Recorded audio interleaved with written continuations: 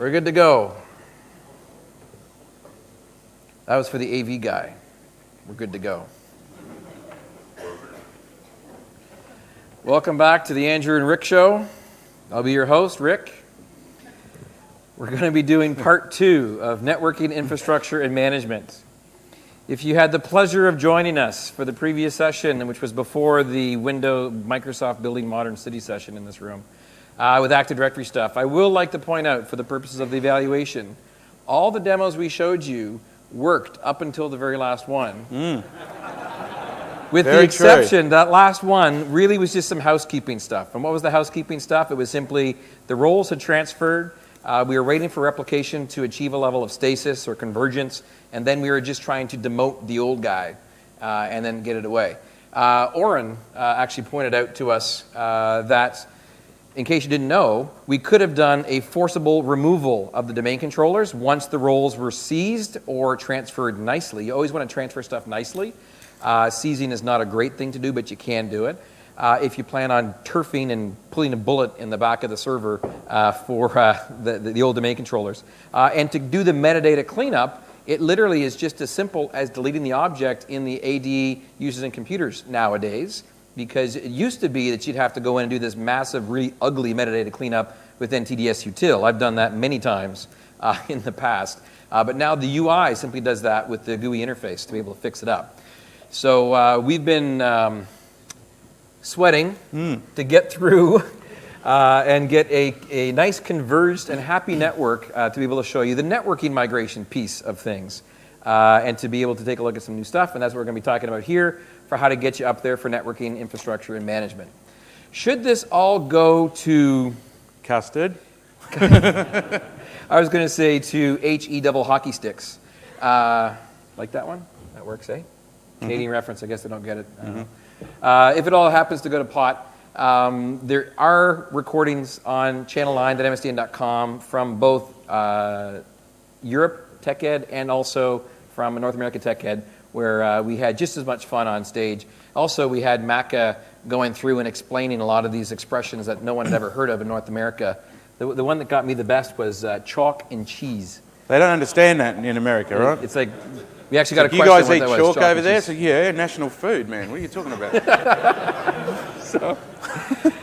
Anyway, my name is Rick Claus. I'm a senior technical evangelist up at Microsoft at headquarters in Corp. I just moved there about a year ago from Canada, and this is Macca, otherwise known as Andrew McMurray. And I'm not usually this stressed.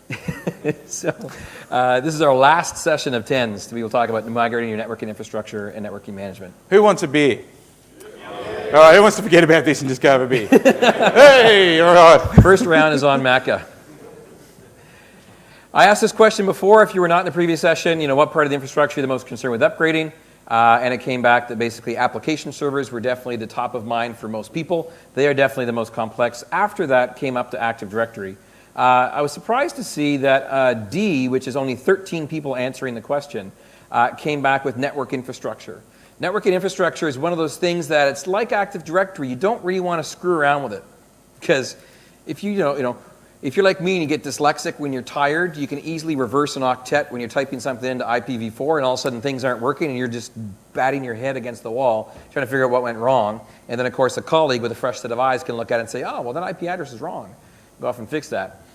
We will not be covering an IPv6 IP address translation from IPv4. We don't have the time. Who really wants to do that anyway? Well, I want to have my toaster on the internet, and my refrigerator on the internet, and my server on the internet. That's coming, that's there, it's all there. What I will say is, obviously, since 2012, and even some of 2002, all of our tools were ready to go for IPv6. So, for instance, stuff we're going to be showing you today with IPAM, it's set to go off and manage IPv4 and IPv6 when you're ready to go. Same thing with DNS, same thing with DHCP, same thing with all of our converged networks and software-defined networking. It supports IPv4 and IPv6, so we're set to go for that. So, I do have a question for you. What would you say is probably the most important networking service inside your networks today? DNS. Almost unanimous, I would say. I would actually hazard to say that there is one that's more important than DNS. DHCP. If you don't have an address, you can't even query DNS in the first place, right? So believe it or not, I would say IP addressing is probably one of the most critical things that we all take for granted. It's just something that we know is probably the most important thing that's out there. So DNS is obviously a very quick and hard, fast second. In case you blinked and missed it, DNS migration is something that's actually covered with Active Directory. Because by default, the way that most things are set up that I've seen in the production world is that people have gone through and realized the importance of DNS mapped into Active Directory. They go together like peanut butter and jelly. Is that a good one? That'll do. That works, yeah?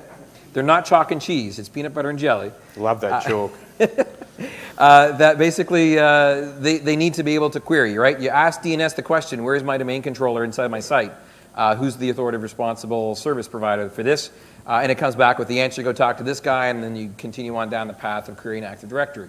So obviously DNS is very, very important.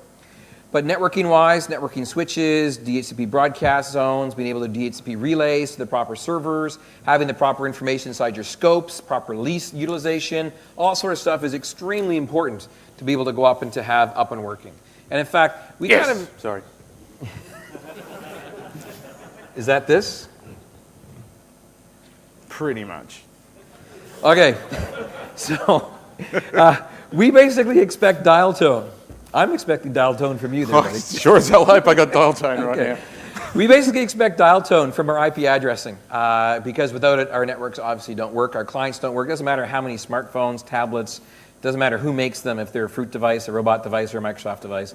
They will not work if they cannot get to the network and be able to locate resources with DNS after the fact. But all too often, what usually happens is, you know, maybe in your environment, I don't know about you, but in my environment where I used to work, there was the networking guy. And that networking guy was responsible for all the switches and all the stacks and all the addresses.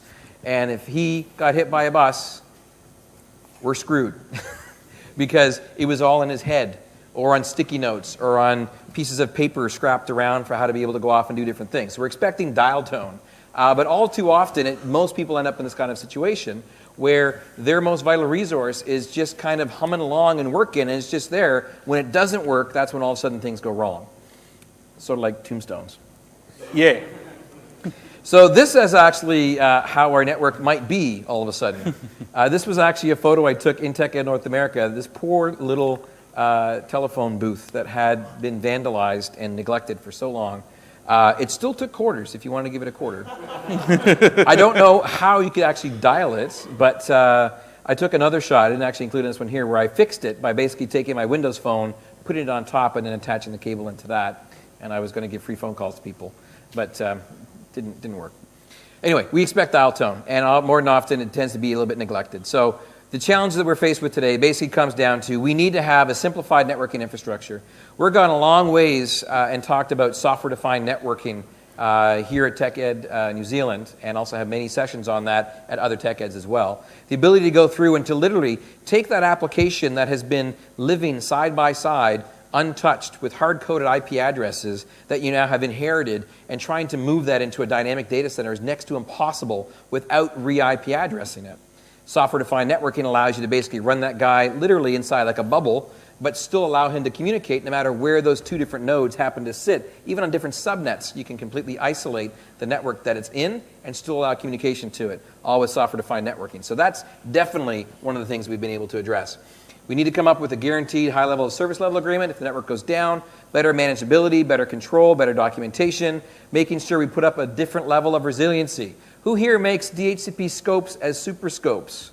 Who here goes in, and a couple people, who here goes in and basically has the DHCP server in a clustered environment? Who here goes in and uses a different third-party DHCP solution to be able to provide IP addressing because they want to have more power and more flexibility to things? A couple people as well. We're trying to give you some of these things inside Server 2012. We basically have to worry about keeping things working under hardware failures, making sure that complex network changes can take place, and ultimately driving better performance, higher density, lower stuff, blah, blah, blah, insert buzzword here. So with 2012, what do you get? Basically, in the box with 2012, and again with 2012 R2, one of the biggest things for your dial tone network is the ability to continue to serve out correct IP addresses to people using DHCP. We've now made it so that we have the ability to have a resilient IP addressing solution with DHCP failover, and you can architect that failover solution to work in a variety of different ways, and it works for whatever kind of client you want. How about getting out of the paper and spreadsheet way of managing your IP addresses? Whoa, who gets paid by the hour? Yeah. Or again, you want to stay there, don't you? Unfortunately, if Bob gets hit by a bus, then all of a sudden you're out of luck to be able to figure out how to bring up that next server. Yeah, but this is what God invented the work experience kid, right? Who's taken on the work experience kid before? There is nothing better than handing the work experience kid an exercise book and a pen and saying, go take an IP inventory. Make them earn their $5 a day, damn it. They're going to love you forever. You know, they're up and coming. They're going to take your jobs eventually, so you want to pound it out of them right now. You don't want a job in IT. Oh, that's being recorded, isn't it? Sorry about that. That's being a little bit cynical. Anyway, we're going to talk about how you can get rid of the paper spreadsheets and paper management and how to do different things, and also talking about delegation and querying and using that information. There's a lot of information stored under what type of device is connected up to your network with what IP address, and also from what port potentially, to be able to do some searching, auditing, and resources and stuff like that from a management perspective. And then finally, WSUS, being able to do patches. I guess it was Patch Wednesday here. You guys don't call it Patch Tuesday, it's Patch Wednesday. Is the time zone differences. Being able to handle those patches and be able to hold them at the gate to be able to make sure they're tested and good and pass them down to your clients. WSUS is fantastic to be able to do that. So, first off, you're all in, you're still here. No one's run screaming from the room that they don't want to be here to learn about networking stuff, so I'm assuming you guys want to get there. I luckily went out and I found a map. This actually was a map that I found when I was in Europe. It's probably about the clearest one I've ever seen. To be able to find out how to get there. So basically, you want to take the second exit. Oh, no, I mean the first exit, but if you miss the first exit, you have to go around again. But, sorry, I missed it all up, so try it off again. Makes sense to me. I still, even when I come down south, I always make sure I'm traveling and walking the streets with at least one individual from Australia and New Zealand, because I have had my life saved so many times by someone coming up behind me, grabbing the scruff of my neck and pulling me back because I'm looking the wrong direction to see if a car's coming. It happened last night. Thank you, Macca. I appreciate that. So first off, we have migration tools. Did you know we have migration tools? They are in box. They are free. You can use these tools yourself to get a bunch of stuff done. They are essentially the same tools you would have used in Server 2008 R2 to do some migrations if you were interested. How do you find these tools? Well, it's pretty hard to find them as far as documentation is concerned. Let me see if I can figure that out for you here. It's pretty tough. If we go to Bing and then type in Windows Server 2012 migration, enter, the search results will come up, and we are on the first page at least. Is anyone in the room a sales guy? That's probably a little bit too hard for you. So on that particular TechNet article, it basically talks about what the migration tools are, where you get them from. It literally is simply an add feature to a particular Server 2012 box to be able to to install the tools, and then you have to go in and extract some packages.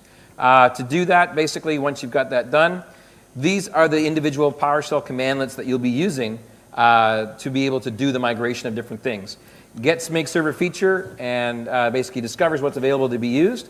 Export, import individual settings for different roles, and then the send receive is kind of antiquated, if you will, to be able to actually move data from one server to a different server while preserving the ACLs for individual files. Generally, it's going to be an export import that you're going to be doing the most on this particular environment.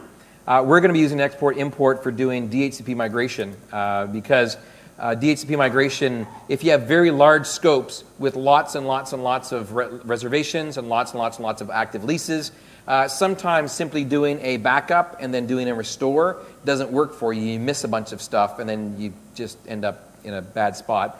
And so it's a definite higher level of consistency using the export import settings for DHCP on an individual box to be able to do it. Architecturally, you go through and basically, first of all, do your search on Bing or your favorite search engine. You'll find this TechNet migration portal. You go ahead and read the migration guidelines. You're all going to read those guidelines, right? Every single one. There's a section for every single migration topic that's in there, including Active Directory, including networking services, including file servers, and the like that's in there. And then architecturally, what you're going to have is you're going to have your old source server. You extract the tools on the most modern version of where your target's going to be. So in this case, it's 2012. You then go and you extract a package from those source files, copy them to the source, which is the old, run the commands, export and send, based on what you're trying to do.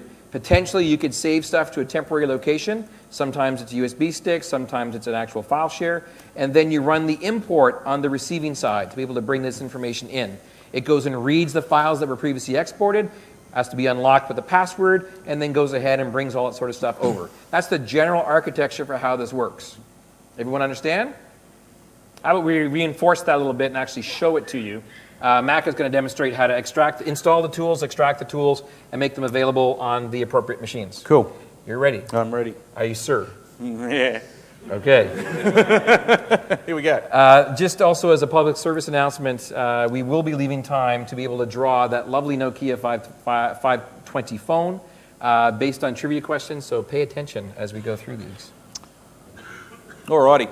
So first thing we've got to do is actually get the Windows Server Migration Tools source files down onto the 2012 machine that we're then going to use to extract the appropriate operating system level full tools to dump across to the older version. So first thing I'm going to do here is just add roles and features again. You've seen this a million times before, so we'll skip through it fairly quickly.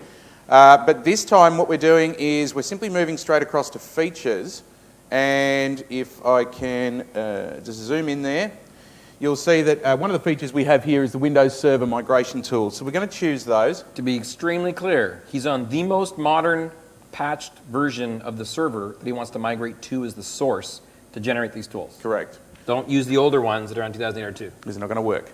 They're not going to connect to a 2012 box at the end of the day because they don't know what it is. So we bring those down, and it's basically just installing them into Windows System 32 Server Migration Tools. And that will then give us a beautiful tile on the awesome modern start menu on Windows Server 2012 that we can then click to get us into a PowerShell commandlet. I love it.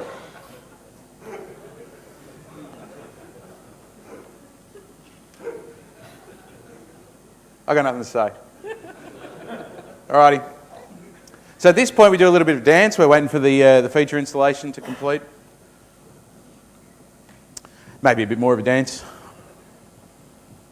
Just a little bit more. Draw a prize, Rick. Done. Draw a prize, Rick, for God's sake. All right, here we go, close. And look at that, bang, there we go. We've got ourselves the Windows Server Migration Tools. Told you it looked nice. All right, and there we are.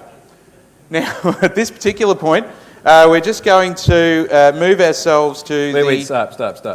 Can you just make that larger so they can see that? I can certainly make that Thank you. larger.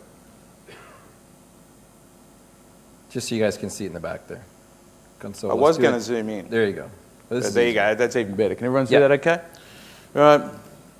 Oops.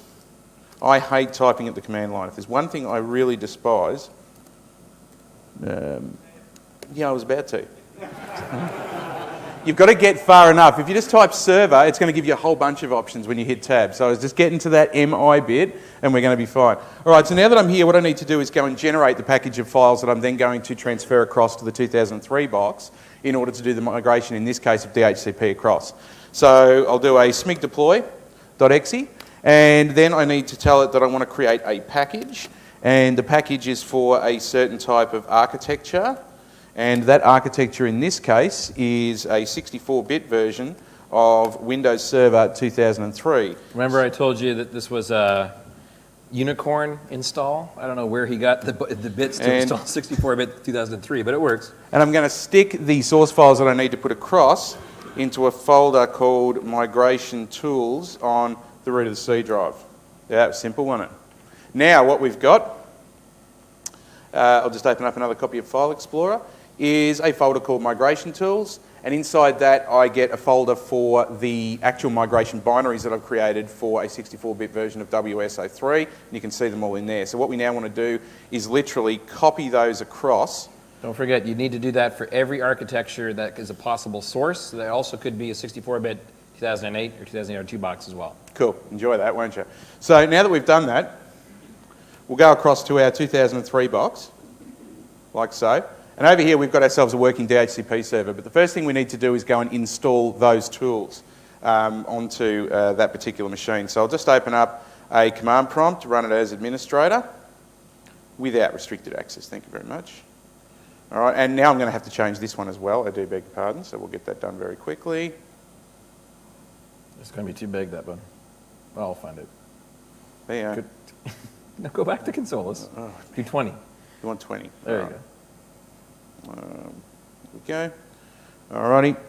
And now what we'll do is we'll just go back to our C drive. And we'll go into Migration Tools. Like so. And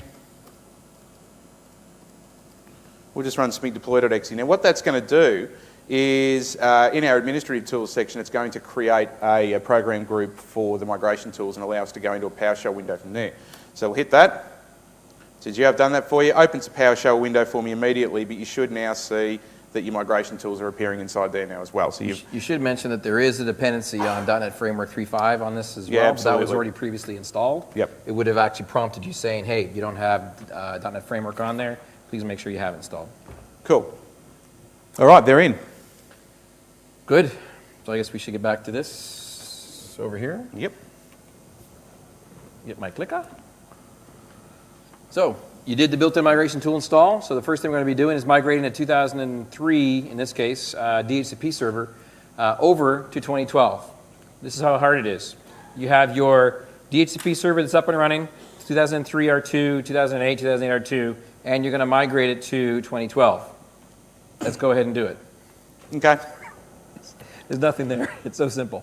It really is that simple. So we're back on our first DHCP server here, and I know you wanted to see those first 3 steps of the wizard again, but sorry. If anyone can remember the exact names of each title box there without having a look on the left-hand side, maybe you'll get a... No? Okay, forget it. Alrighty, we're going to go DHCP like so. Going to go next, next, next. Restart if you want to. You won't need to, but what the hell. Install. Okay? That's real hard. Then, of course, you've got to go and authorise the DHCP server with Active Directory to actually be able to go out and provide IP addresses to anybody. Now, normally speaking, what you'd do is go into the DHCP administrative tool at that point. You'd right-click the server, choose Authorise, but as part of the 2012 installation process for roles, it will give you the opportunity to go ahead and configure that at the end of the wizard, so you don't have to worry about going into it separately. So, let's wait for that to finish. You'll be pleased to know that I've actually got 2 DHCP servers running 2012 in this environment to do the DHCP failover. I've already installed DHCP and authorised it on the second one, so you don't have to go and sit through this again. You want me to drink that? No. All right. Okay, so as you can see, I can now complete the DHCP configuration, and when I click that, it will basically fire off a very simple authorisation wizard for me, as you can see. Allowing me to choose which credentials I'm using to authorise the DHCP server in Active Directory. I'll use the current user because that's correct. And it's done. There you go. It was that hard. Because he's using Server Manager right now, this again could be done entirely from a Windows 8 or an 8.1 machine using the RSAT tools without having to log on interactively with the server. I'm going to keep on repeating that because that's the new way that you manage your servers. You don't log on interactively to the server. That's where problems can possibly pop up with having access tokens being stolen, with having bad stuff installed, and that sort of thing, if you happen to surf the web from a server for some strange reason. So, absolutely. Yeah. Not that anyone's ever done that before, right? No. Alrighty, so we're back over on the 2003 side now. So here is our active DHCP server. You see it's got a scope already. If we go look at the address pool, we're giving out 100 IP addresses. You can see that we're a very large company and we're giving out 4 at this point. Work with us. It's a massive, massive DHCP implementation. It's huge, and I don't know if anyone noticed, but one of them was DC2. And we've got, that was from the previous demo before. We've got the DNS server set to what we need in part of the scope options, and we've also got our DNS domain name set up, so we're all good to go. Now, the first thing we're going to do is just jump ahead.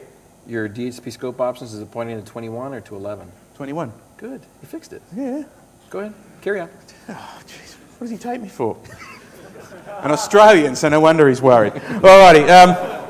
So now that we're here, what we're going to do is go ahead and migrate this. Now, the first thing we probably should do is back this up, because if we screw this up, we need to be able to go back to where we were. No, we don't screw anything up. Of course not. No. And you've seen that firsthand. Yes. So if we right-click the machine itself, you see that I can choose to back up the DHCP database. That's a simple two-click job. That has now backed all of that up to a text file that we can then restore later on if all of this goes to custard. So I will mention that is a viable migration option. However, my personal experience with it has been in very large scopes and very large implementations and lots of reservations and stuff. Generally, it's got about a 50 to 80% success rate on a good day, and you'll end up missing some stuff. So it's there just as a preventative measure to make sure it's all good.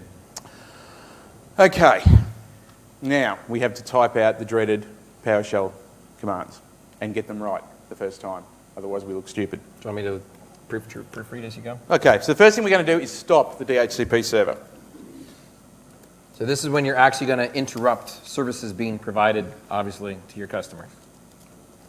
So we're going to do this quick, right? We're not going to make any No, mistakes? In theory, you it don't shouldn't be a really need problem. to be that quick because your lease life is going to be good for the half-life of the lease and then try to renew every 8 as it goes down. And potentially, it's only going to be affecting net new machines that don't currently have a valid address. So you do have some window of opportunity. Migration-wise, it's also possibly good that you might want to reduce your lease life for a period of time leading up to the migration of DHCP to make it so that people will get the refresh information faster when it becomes available. Is everyone writing down this command he's writing? That was easy, wasn't it? Now we've got to give it a password because it's going to encrypt the file. Do you want to share what that command is, actually? Can you So what that's actually doing is that's going off and it's scroll over it so you reading. can see it? Sorry. There you So go. what it's doing is we're exporting the settings for the feature ID of DHCP. Right. What we're also doing is we're taking a copy of the IP config of this machine because we're going to want to emulate the MAC address of this particular server at its destination. And then we want to save all of that information in an XML file in the path C migration DHCP.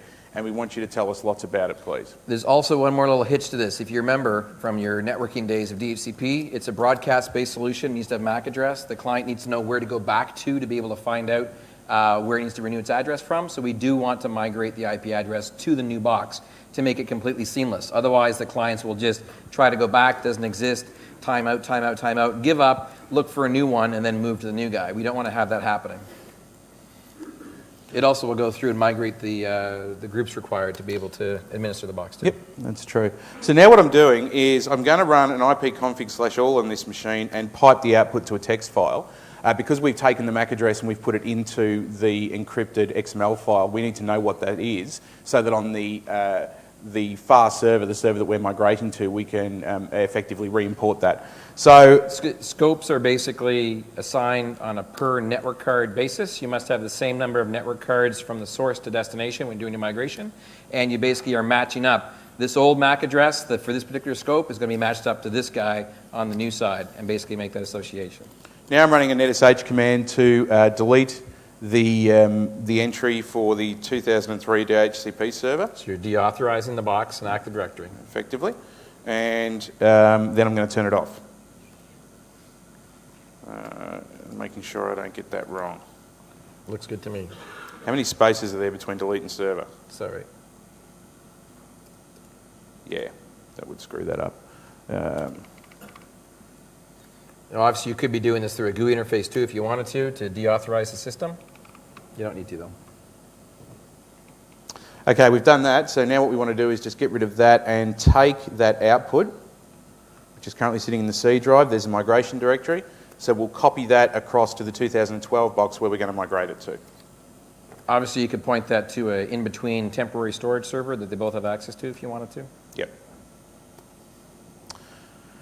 Okay, that's over there. Now what we'll do is we'll go back across to DHCP1, which is already authorised with Active Directory, as you're aware.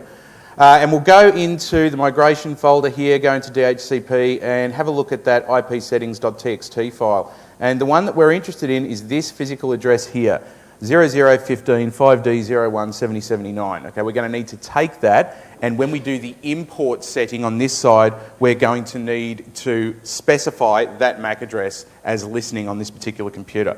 So we'll go back into our PowerShell command, like so. Actually, we probably don't want that one, we want this one. Oh, sorry, Rick, I've disappointed you again. There you go. There we go, look at that, looking good. And now what we'll do is we'll run an import, smig. Hang in there. Hang in there. We will close that down, go back here and open that just to be sure. There we are, we already had that one open. All right, so now we'll do an import, whoops, smig, server setting. Yep. This time we'll do a minus feature ID, again, DHCP, because that's what we're going to be pulling in. Minus IP config, so we're grabbing the IP config data. We're looking at the source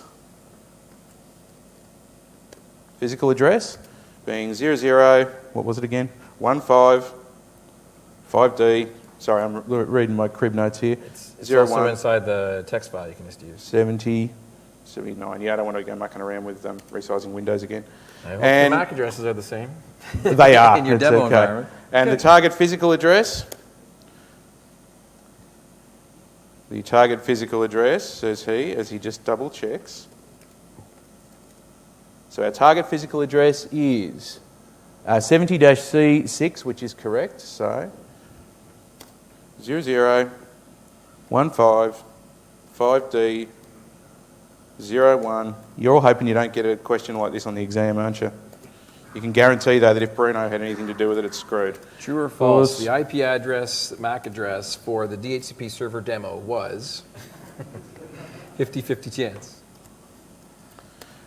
Okay, so just to finish that off. So we're looking for this source physical address. We're merging it with the target physical address on this particular box. We're forcing this to happen, and we're looking in the path migration DHCP for a MIG file, which is already there, and then I want you to tell me lots about it.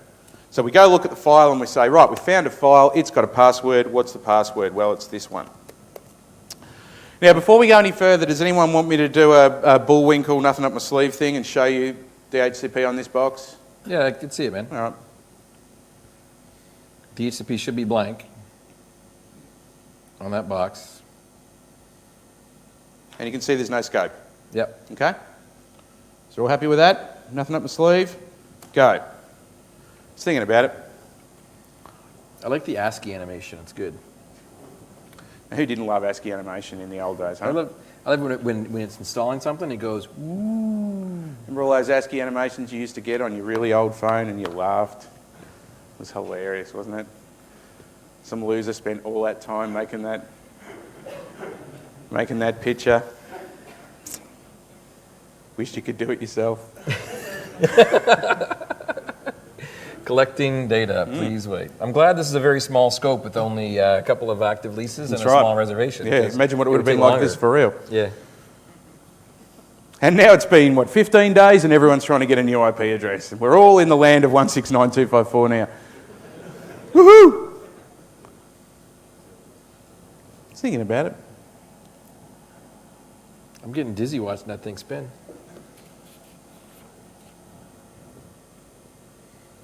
I can tell them about the new stuff in DHCP while we're waiting if you want. Absolutely do that if you like. Yep, for sure. It'll work.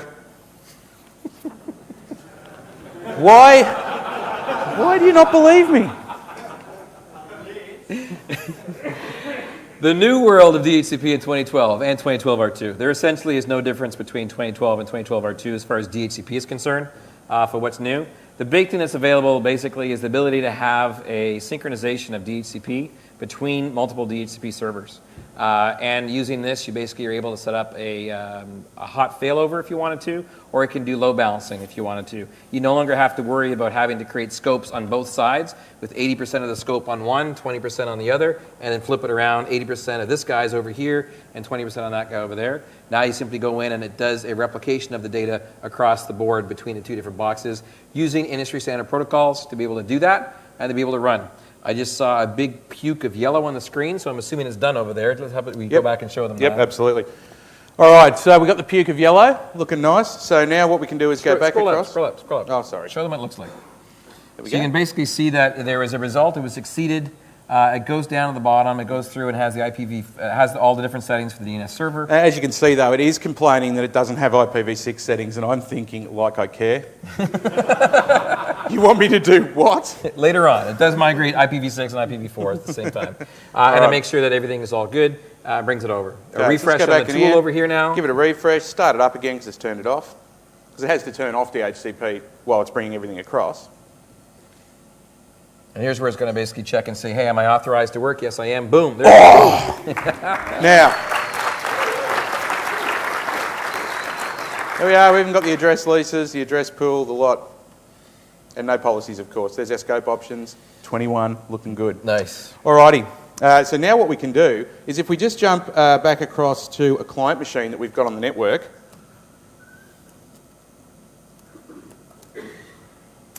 Alright, what we can do is we can just do an IP config /all. Alright, we've got some stuff there. Now we'll just do a renew. If you take a look, it's 3 months old. take a look. DHCP server currently states it's 10.14. That's right. So let's do a renewal.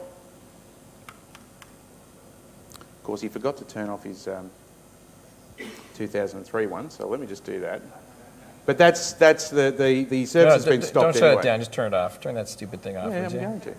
I'm sick and tired of that box. All right. Beg your pardon? Yeah, if it's in the database when it's put across, it should renew it with the same IP address. Oh, it's timed out. I may have fat-fingered the physical address. Move on. Nothing to see here.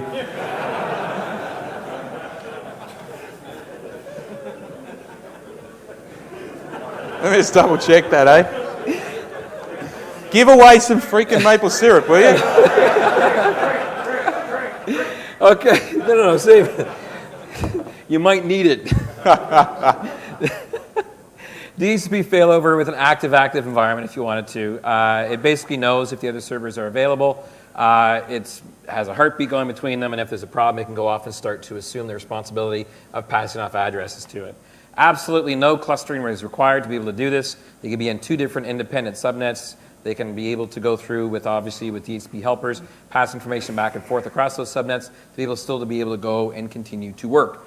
Based on how you architect this, you can have one centralized guy with some distributed guys out in the back being able to do the load, the centralized guys acting as the main passer out of addresses, or the local guys can be passer out of addresses, and this guy in the center is being used just in case. If that's the case, you'd have to architect your DHCP relays to not relay the very first time they see your request.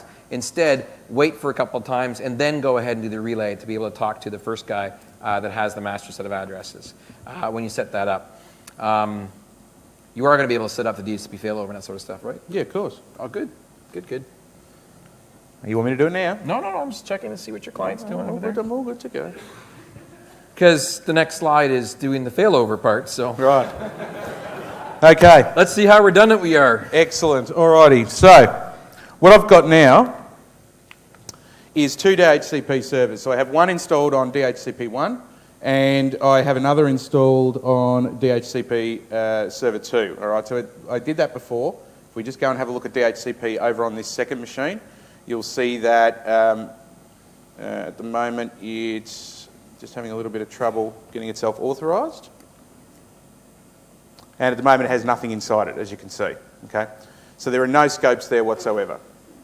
So if we go back to DHCP1, what we now want to do is actually set up a failover relationship.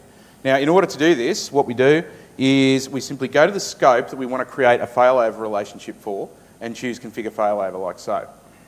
Now, what it will do is give us a dialog box that looks kind of like Install Shield 2 from 1993, which I guess we could have worked a little bit better on that one. We're going for the scope that we have, and now we simply choose our partner server. So what we'll do is we'll add our server, being DHCP2 in this case. So we'll choose Add Authorised Server DHCP2. Click Next. Oh, DNS has gone on me. Okay.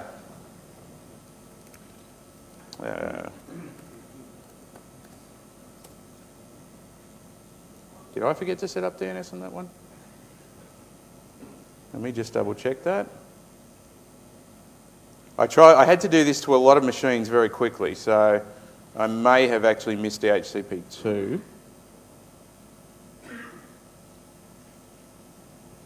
We had to rapidly change our DNS infrastructure based on our previous demos that were going on. And that is apparently working. Do ipconfig renew on that guy. ipconfig renew. Well, it's not it's not getting it via DHCP anyway. Register DNS. Register DNS, thank you.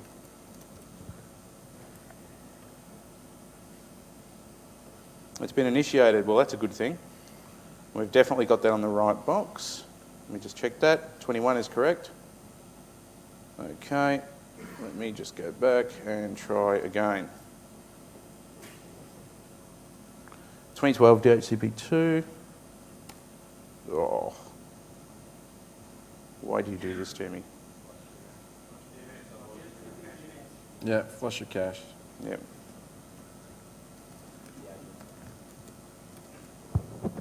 Just double check my DNS server. And that is on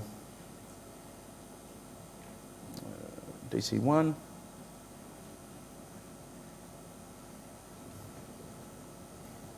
Well, I've got a reverse lookup record for it, which is good.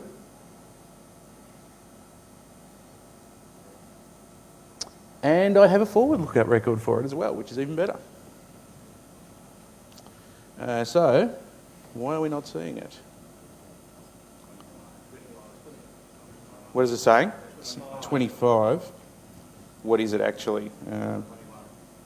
The IP address of the DHCP server is 25. That's correct. I'll just caution you with doing crowdsourced troubleshooting. Yeah, see, that's all right. If they don't know the IP address settings. Man, it's gonna. Do I hear 26? That's going to make it very interesting. Sorry? Yeah, I do have the firewall turned on, and I don't think I've actually set the correct ports up, and I can't be bothered, to be honest. So what I'm going to do at this point is turn it off.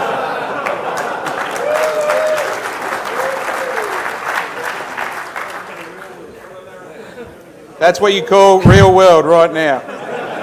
Quick troubleshooting. Let's do it again. And this is being recorded. We could sell this to like the TV networks, I swear. The new reality show. Has anyone ever watched The Odd Couple before? Moving right along. Let me just see what I can pull back here. Yeah, so when we were out before having a hamburger, just so we all understand the paddle pop reference comment, do you get paddle pops in this country? Yeah. What are paddle pops? They're popsicles, dude. Popsicles. This guy walks up to me and he's got a mask on like that guy from V for Vendetta, and he's holding a paddle pop stick and he's gone, "You've been chosen." I'm like, I've got a feeling I know where that paddle pop stick's been. And I'm not touching that one. But clearly it's bad karma. I should have taken the paddle pop. Wash my hands afterwards. All right. So it's a wizard interface. He goes through. You literally define one more page worth of attributes to be able to set up replication. And it checks to see who you're going to authenticate to the other domain control, the other DHCP server as to be able to do it. And goes through. So, Gee, the iPad demo is going to go well, isn't it? Oh, it's going to go great. So, Macca, how do you track your IP addresses? I've always been a proponent of the spreadsheet because I'm surprised you're using the spreadsheet, actually. you don't need to ping a spreadsheet. You don't need to turn its firewall off. You can just open it up in bloody Excel. I just flushed your DNS cache there. Thanks, dude. How many minutes left do we have in this session? Spreadsheets is definitely one way you can do it. I am curious to find out, how do you track your IP addresses? Are they spreadsheets right now?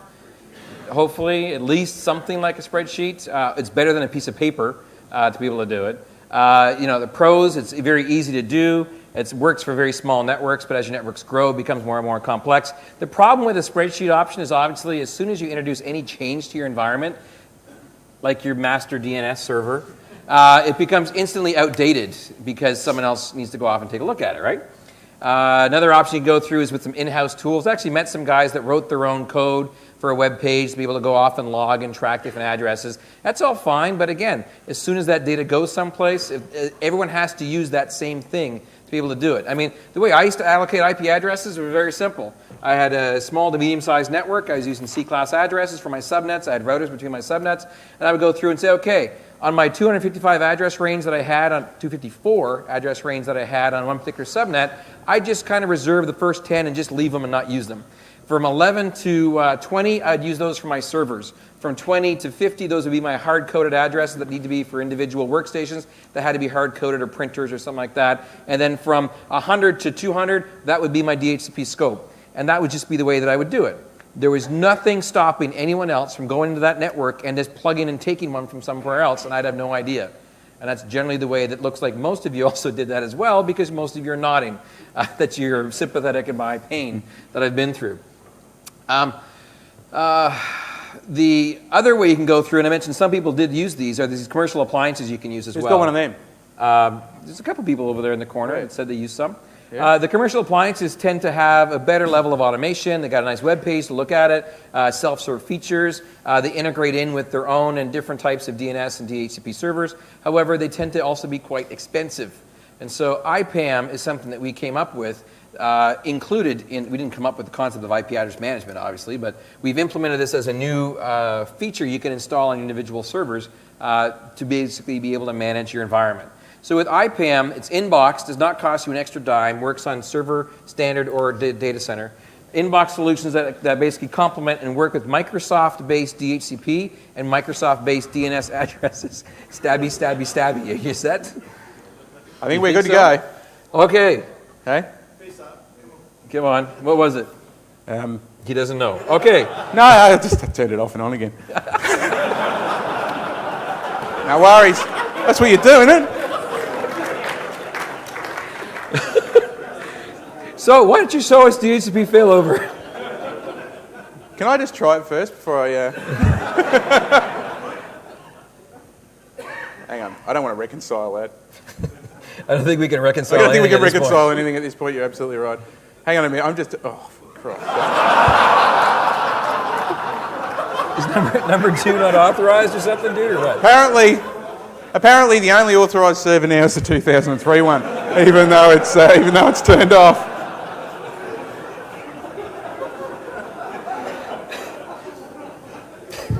As you were.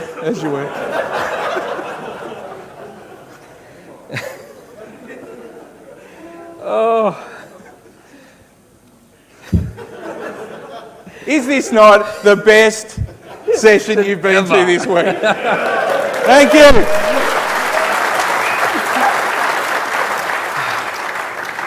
The demo gods have just crapped on us.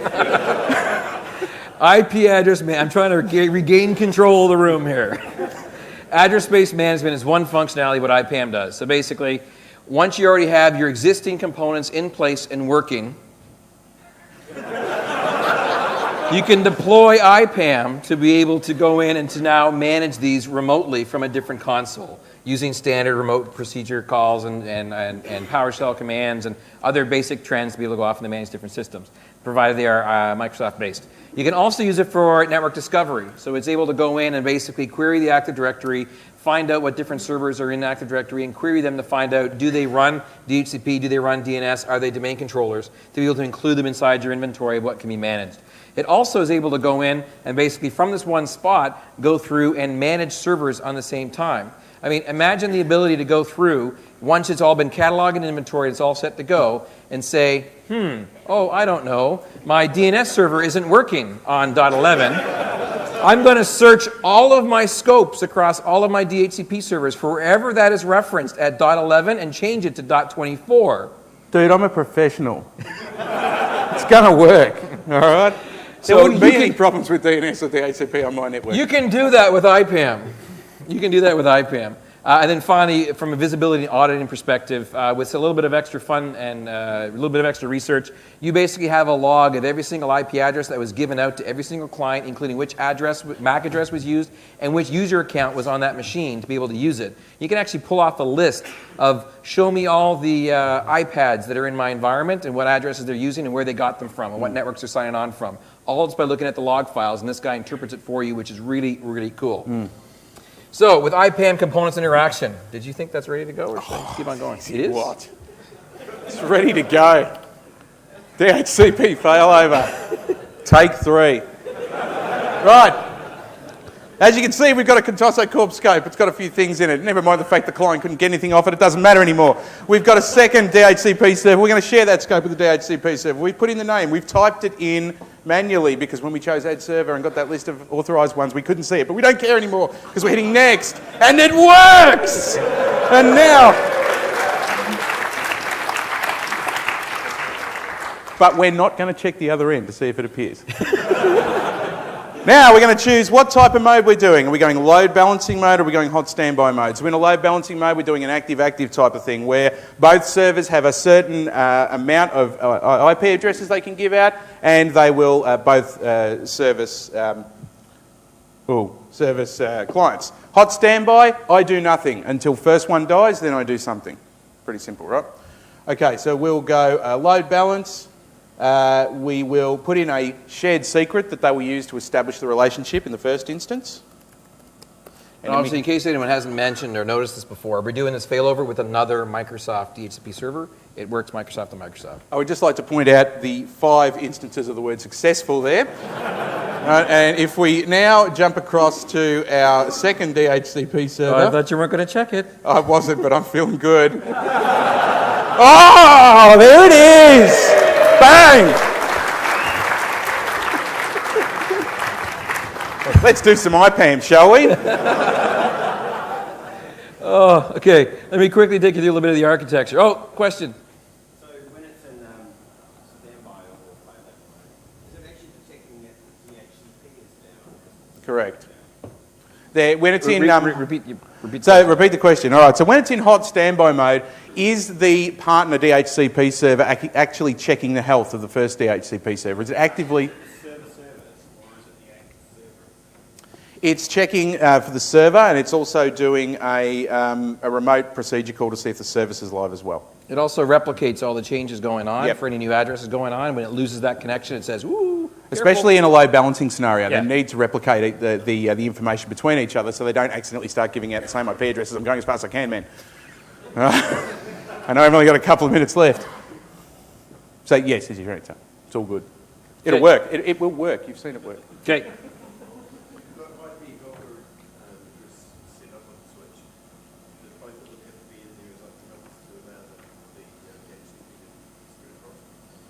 That's a good question. I'm not Question sure is the answer. IP helper configuration. Do you have to have it known where it happens to be? So basically IP helper in one subnet has to forward the request on this subnet across the ways the other guy. Basically the local, if you have 2 DHCP servers, one on each side, this guy's going to be answering before the IP helper kicks in, right? You have a delay on the IP helper for able to forward it. This guy basically disappears. It's not going to be working anymore. The clients are going to go off the IP helper and it's going to come across the other side. He's going to say, hey, I haven't been able to talk to that guy in a little while. I'm just going to hold off a little bit to see if he comes back online. And basically after a period of time, which is configurable, if he doesn't hear from him, he starts to issue addresses out on his behalf. When this guy comes back up and online again, he realizes time has passed because they've talked to each other, and he replicates those changes for what's actually happened, and then he starts taking back over again. That's the simplified form for how that works. Let me talk about IPM quickly because I want to make sure you guys get this. Is it party next, or is there another? No, there's one more session. Architecturally, you've got the IPAM service installed. You've got clients that are running on the client tools from an RSAT. Architecture, the way it works is agentless. It goes off and talks to these guys as part of the same domain for DHCP, DNS, DCs, and also network policy servers. You then have the ability to go off and to delegate out control and responsibility to both IPAM administrators all up, just to the address space managers, just to the management server administrators to be able to do searches, regular IPAM users, and then also, the audit controls. And then finally, you've got a WID database. In 2012 R2, you now have a SQL database you can use instead. The WID database is the built-in one you can use to basically be able to go off and to store all this data. What happens is the IPAM goes out, queries the machines, finds out where they are, remotely goes and downloads the stuff it needs to, and it stores it local inside the WID database. The WID database then allows you to run your queries against it, be able to do addressing to it. Basically, I think of IPAM as a way of putting the human side of information along with your scopes. Like, reserve this block of addresses as the block that's used for your servers. And you wouldn't have no way of doing that inside a DHCP scope, but you can do that because you now have a database with those differences and where that sits. We're not going to have time for this demo, dude. I really don't think we are, no. Sorry, man. Can't do it. Oh, come on. The last thing is you have the ability to go through and to basically run PowerShell against this to be able to do massive exports from your existing non-Microsoft systems in CSV file format to be able to bring them in to your known world inside your IPAM database and IPAM configuration stuff for where that is. One thing I'll add on to that too, I don't know if Rick mentioned it and I was staring at my screen at the time, but the Windows internal database is the only database you can use in Windows Server 2012. In R2, we add support for SQL as the database as well. I did say that. Thanks. There you go. No worries. IPAM is something I will warn you if you're going to try this out. It can be a little bit frustrating to get set up. Yeah, thank you. So it can be a little bit frustrating to get set up. It does require that you basically install a service, you identify the domain you want to work with, it then has to go in and basically export and create some group policy settings. It has to add those in, they have to replicate and converge, then they can go off and do some scans. Once that's done, it can then go in and control the machine. So it is an step intensive process. It is documented what you have to go through. Don't try to rush it. And that's why we're not doing the demo right now. Well, those group group policies, what they actually do is basically just configure the firewall on the end devices to allow the IPAM server to actually check the different services it needs to based on whether or not the end station is a DC, a DNS box, DHCP box, network policy server, whatever that case may be. I personally feel very comfortable about running this demo and feel it will work the first time.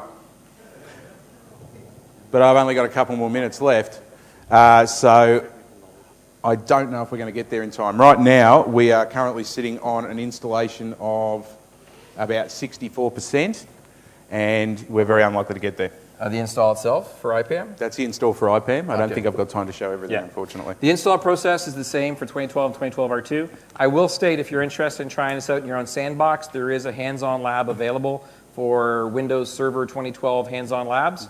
That is IPAM and IPAM in a Windows Server 2012 R2 environment that you can go off and try in your sandbox on your own time to be able to go off and get a little bit of playtime with this. And if you do want to try setting up a trial in your lab environment and you don't necessarily want to use a preset hands-on lab, there is a really good two-part walkthrough guide on TechNet under the IPAM section that will tell you exactly what to build in your lab environment to get it running and to test it out. So definitely go to TechNet, go to the IPAM section. It was that walkthrough document that I basically used to build my IPAM creation demo. Had nothing to do with anything else. The IPAM one worked really well.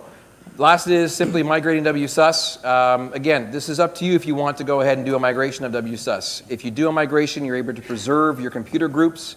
You're able to preserve your authorizations of previously authorized patches. You're able to preserve your local database of locally downloaded files. But it is a very intensive non-migration tool migration process. That basically is migrating a bunch of SQL content from one database to a different database with some tools that are quite fun to do. You will be hacking tables. Yeah, you're hacking tables to be able to make it work. It is able to be done, or if it's not worth the effort for you to be able to migrate it, you could simply go in and simply start afresh with a new one, pointing your clients to it, and then have to recreate those computer groups and reauthorize those different things. So it's your call for how you want to go ahead and approach that. We have less than a minute, so we need to give some free stuff away. So we have an easy way of doing this, sort of. What, we just throw them? Yeah, we just throw them. So what I have for you here is actually quite simple. It's a true or false. If you want to play this game, raise your hand for true. Don't put your hand down for false. The first question is, Rick lives in Canada. True or false? Right, so everyone won. Is that correct? Or hang on, you just said true or false, and everyone put their hand up. So which one was it? But now, you just broke it, dude. I was running this. I know what I was doing. Sorry, man. The answer to that one is now irrelevant. I'm from Canada. I don't currently live in Canada. So all the ones that raised your hands, you would have been wrong. Everyone else would now be in the game that continue to play. However, because... Oh, we got to work it out that way, do we? We don't know. There we go. So here's another one. True or false? I need to find one there. Okay. You can import IP address data into IPAM from a CSV file. True or false? Raise your hand for true. Put your hand down for false. Okay. Everyone with your hand up, stand up. You're in the game. Everyone else keep sitting down. You're out of the game. You can import with IP addresses. Hey, this is a cool way of doing it. Stop. Don't screw me up, man. You can I'm not saying a word. That should have been the name of the style. Send me back to Australia. True or false? The DHCP servers can be authorized by members of the domain admins group. True or false? True if it's correct, false if it's not. The answer is false. If your hand is up, please sit down. The rest of the people there, stay up. Fail. We have 1, 2, 3, 4 people left in this particular question. Come on up here to the front to make sure we're not cheating. Come on up. 4 people that are standing, come up to the front. Woohoo! Yeah. Okay. Be administrators. There's 1. There's 2. 3, and there's the 4th one. Where's the 4th one coming up? Possible winner of a Nokia 520. She left. Oh, no. She thought it was just maple syrup. You need to install .NET Framework 2.0 to be able to run the migration tools. Hand up for true, hand down for false. Hand up for true. Oh, you? You are correct. It is .NET 3.5 to install. You guys are all still in the game. Hand up for true, hands down for false. The PowerShell command to receive transfer data in PowerShell is called receive smig server. Oh. You're all wrong. No, stay here. You're all wrong. Does that mean I get the phone? Your answer is false. Okay, ready? Here we go. How about this one here for... Nice. I'm trying to think. We have another question that works. How about... Where do you install... do you install the source files... Where do you install the migration tools from? Do you install them, true or false, from installed from media? True or false? Hands up, true. Hands down, false. You guys are too fast, man. False. You do not install it from installed from media. You get them from add and remove features. Go ahead and keep on going there, bud. You know what? Huh? You got it right. So what we're going to have to do now to speed this up, if I can find it. There it is. Heads or tails? Hand up for heads. Hand down for tails. When it's in the air. Ready? 1, 2, 3. 2 heads, 1 tails. The answer is heads. You're out. Sorry, sir. You can have maple syrup. Between these last 2 gentlemen for the phone or maple syrup. Here it goes. Hands up in the air for heads. Hands down for tails. Only 1. Oh. Let's flip that one again. That was the worst flip I've ever seen, dude. That's perfect. Heads, you win the phone. Tails, you win the phone. It's heads. Heads. Congratulations. All right. Thanks, everyone.